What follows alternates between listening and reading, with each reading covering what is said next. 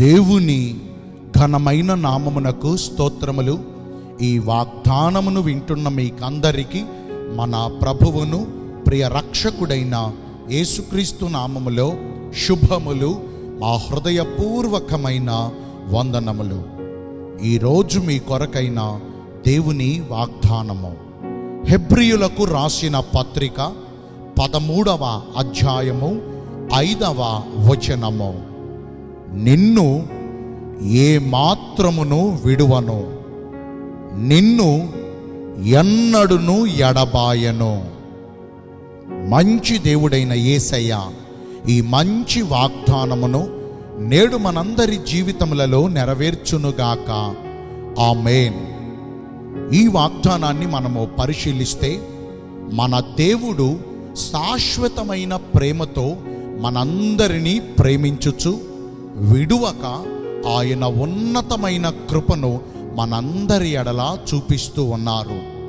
మన తల్లిదండ్రులు, ఈ లోక బంధుమిత్రులు, మన స్నేహితులు, మనకు నెలవైన వారు, ఈ లోకములో ఉన్నవారందరూ ఒకవేళ కొన్ని ప్రతికూల పరిస్థితులలో మనలను విడిచిపెడతారేమో, మనలను ఎడబాస్తారేమో, ఒకవేళ మన పేరును ప్రస్తుతించడం కూడా భారం అనుకుని మనలను దాదాపుగా మర్చిపోతారేమో. మనము ఎలాంటి దీనస్థితిలో ఉన్నా, మన చుట్టూ ఎన్ని బంధకాలలో మనము బంధించబడ్డా, మన చుట్టూ ఎలాంటి చీకటికరమైన పరిస్థితులు మనలను కలవరపరిచి కృంగదీసిన, ఆయన నరుడు కాదు. మన దేవుడు ఎన్నడూను మనలను విడిచిపెట్టే దేవుడు కాదు. ఎంత మాత్రము కూడా ఆయన కృప మనలను ఎడబాయదు. స్త్రీ తన గర్భమందు పుట్టిన తన చంటి బిడ్డను కరుణించకుండా మరచునా? ఒకవేళ వారైనా మరచుదురేమో గాని, నేను నిన్ను మరువననియు, చూడుము నా అరచేతుల మీద నిన్ను చెక్కుకొని ఉన్నాననియు, నీ ముదిమి వచ్చు వరకు, నీ తల వెంట్రుకలు నెరియు వరకు నిన్ను నా చంకన పెట్టుకుని నడిపించువాడననియు ఆయన మనందరినీ ప్రేమించి మనకు గొప్ప వాగ్దానములను చేస్తున్నారు.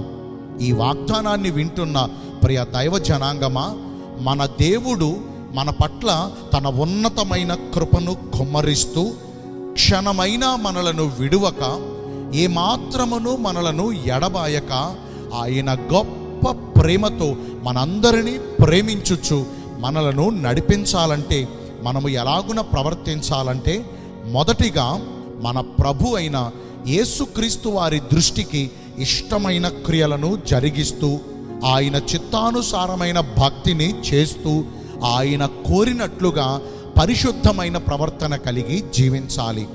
ఈ లోక పాప దోష అతిక్రమ క్రియలు మనకు అంటకుండా శరీరాశలకును ఈ లోక సంబంధమైన వాటికిని దూరముగా ఉంటూ, ఆయన రక్తములో ఎప్పటికప్పుడు మనలను మనము పరిశుద్ధపరచుకోవాలి. యేసు రక్తము ప్రతి పాపము నుండి మనలను పవిత్రులుగా చేస్తుంది. రెండవదిగా, విశ్వాసమునకు కర్తయు దానిని కొనసాగించువాడునైన మన యేసయ్య వైపు మాత్రమే మనము చూస్తూ, మన ఎదుట ఉంచబడిన ఈ పందెములో ఓపికతో పరిగెత్తాలి. మనుషుల వైపు చూస్తే మనము సిగ్గుపరచబడతామేమో, లేకపోతే మనుషుల పైన మన నమ్మకం ఉంచుకుంటే పరిస్థితులు బాగున్నంత వరకు ఒకవేళ వారు మనలను ప్రేమిస్తూ మనకు తోడుగా ఉంటారు. ఏమాత్రం చిన్న తేడా వచ్చినా మాట మాత్రం కూడా చెప్పకుండా నిర్దాక్షిణ్యంగా విడిచిపెట్టి వెళ్ళిపోతారు. కానీ మన ప్రభు అయిన యేసు వైపు ఎందుకు చూడాలో తెలుసా? ఆయన వైపు చూచు వారికి గొప్ప వెలుగును దయచేస్తారు. ఆయన వైపు చూచు వారికి రక్షణను దయచేస్తారు. మరి ఈ రోజున మనలను మురిపించి, మెరిపించి, మాయ చేసి మోసం చేసే ఈ లోకం వైపు చూద్దామా, లేకపోతే నిత్యము మనకు తోడుగా ఉండి మనలను విడువక ఎడబాయక మనకు కృప చూపించే దేవుని వైపు చూద్దామా? ఇట్టి ప్రకారము జీవించి ఈ వాగ్దాన ఫలాన్ని పొందుకుందాము. మీ అందరి కొరకు ఒక చిన్న ప్రార్థన చేస్తాను. పరిశుద్ధుడును ప్రేమ కలిగిన మా ప్రియ పరలోకపు తండ్రివైన దేవా, మీ కృప కలిగిన బంగారు ఘన నామమును బట్టి నిండు మనసుతో కోట్ల కొలదిగా మీకు మా కృతజ్ఞత స్తుతులు స్తోత్రములు వందనాలు చెల్లిస్తున్నాము.